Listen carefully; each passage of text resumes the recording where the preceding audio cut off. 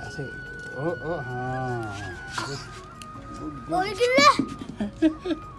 Good ये देखो इतनी मिट्टी गिरी है।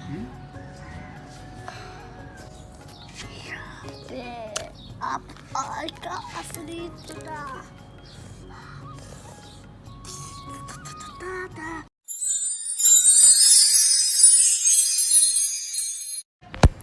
बिस्मिल्लाहिर्रहमानिर्रहीम। अस्सलाम वालेकुम व्यूअर्स, वेलकम करता हूं मैं आपको अपने चैनल आज़ाद ग्रीन लाइफ पर। दोस्तों, ये मेरे पास बुगनविला का प्लांट है। इसे मुकम्मल केयर करने के बावजूद इसकी टहनियाँ और पत्ते सूख रहे हैं। फंगीसाइड देने के बावजूद इसकी टहनियाँ और पत्ते खुशक हो रहे हैं। इसके अलावा मुख्तलिफ़ ऑर्गेनिक फर्टिलाइज़र का भी इस्तेमाल किया, उसके बावजूद भी इसकी ग्रोथ ठीक नहीं हो रही। तो इसलिए यही ख्याल किया है कि इसको एक दफ़ा निकाल लिया जाए गमले से बाहर और इसकी सारी मिट्टी जो है वो चेंज की जाए और इसमें कोई नए ऑर्गेनिक फर्टिलाइज़र ऐड की जाए ताकि इसकी ग्रोथ जो है वो अच्छे तरीके से हो। इस वक्त मेरे साथ अज़गान साहब हैं जो इस सारे प्रोसेस को कैरी ऑन करेंगे और फिर देखेंगे कि इसके हमें क्या रिज़ल्ट मिलते हैं। फिर पानी डालना ना सारे पौधों को। नहीं, अभी नहीं डालना है। जब सारी मिट्टी चेंज कर लेंगे, सारा काम करने के बाद फिर इसमें पानी डालेंगे। सारे पौधों में? हाँ, बाद में सारे पौधों को हम पानी लगा देंगे। क्या डालेंगे? बड़ों में भी डालना है? हाँ, छोटे बड़े सारे पौधों को हम पानी लगा देंगे, सब्जियों को भी लगा देंगे। लो जी, अज़गान साहब ने मिट्टी तो सारी निकाल ली है, अब इस पौधे को बाहर निकालना है। तो ये जी हिम्मत करके अज़गान ने इस पौधे को बाहर निकाल लिया है, क्योंकि इसका वज़न भी इस वक्त इतनी मिट्टी का कोई 5 से 6 किलो तक होगा, तो उसके लिहाज से भारी है। अब इसको क्या करना है? अब इसकी रूट्स को देखेंगे, इसमें कोई मसला तो नहीं है।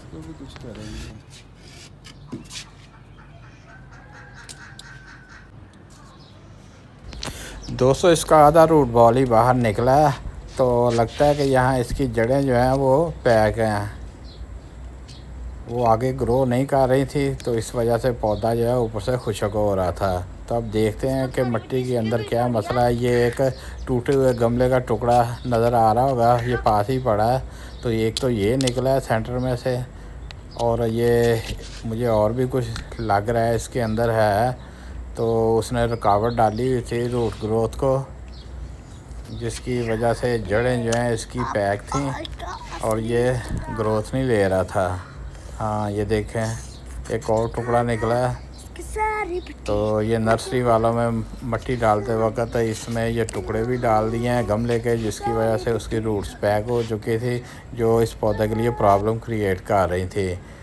तो ये एक साइड से बस एक जड़ काफ़ी मोटी हुई है, इसको हम काट देंगे और इसके रूट सिस्टम को पहले ठीक करेंगे। कहाँ से काट दिया आपने? हाँ, ये इसमें से जो कुछ जड़ें हैं वो निकाल देंगे।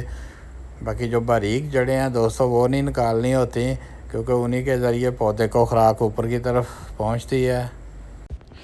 दोस्तों, हमें अपने पौधे की प्रॉब्लम का पता भी चल गया है, उसका हमने हल भी कर लिया। रूट प्रूनिंग करने के बाद हम इसको फर्टिलाइज़ करेंगे। तो ये गोबर की खाद है गली सड़ी, इसको हम गमले से निकाली गई मिट्टी उसमें शामिल करेंगे, क्योंकि हमारे गमले की मिट्टी ठीक थी। असल प्रॉब्लम पौधे की जड़ों में थी। वैसे भी एक कहावत है कि अगर कोई मसला हो तो उसकी जड़ों तक जाना चाहिए। तो दोस्तों, हमारे पौधे को भी प्रॉब्लम थी, तो हम उसकी जड़ों तक गए हैं, तो हमें उस मसले का पता चल गया, तो उसका हमने हल भी तलाश कर लिया है। तो अब इसको फर्टिलाइज़ करेंगे। फर्टिलाइज़ करने से दोबारा पौधे को पावर मिलेगी, जिससे वो दोबारा अपनी ग्रोथ शुरू करेगा। आस्ता आस्ता मिट्टी को दबाना ताकि पानी बाहर ना निकले। दोस्तों, सारे प्रोसेस के दौरान एक बात की एहतियात करनी है कि हमने रूट बॉल को टूटने नहीं देना। अगर रूट बॉल टूट जाएगा पौधा तो ग्रोथ दोबारा भी करेगा, लेकिन शायद ये मुरझा भी सकता है। तो अगर रूट बॉल इसका कायम है तो इसके चांसेस 100% है कि ये दोबारा इसकी ग्रोथ शुरू हो जाएगी। गोबर की खाद मिक्स करके जो हमने मिट्टी बनाई थी वो गमले में डाल दी है। मिट्टी को गमले में डालने के बाद हम पौधे को पानी देंगे।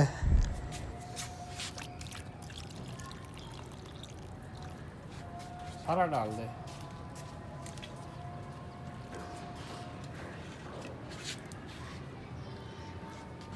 दोस्तों हमने अपने पौधे का मुकम्मल पोस्टमार्टम कर लिया है, तो अब उम्मीद है ये कुछ दिनों के बाद दोबारा ग्रोथ अपनी शुरू कर देगा। दोस्तों तकरीबन 6 हफ्तों के बाद पौधे के ऊपर काफ़ी अच्छी ग्रोथ दोबारा शुरू हो चुकी है।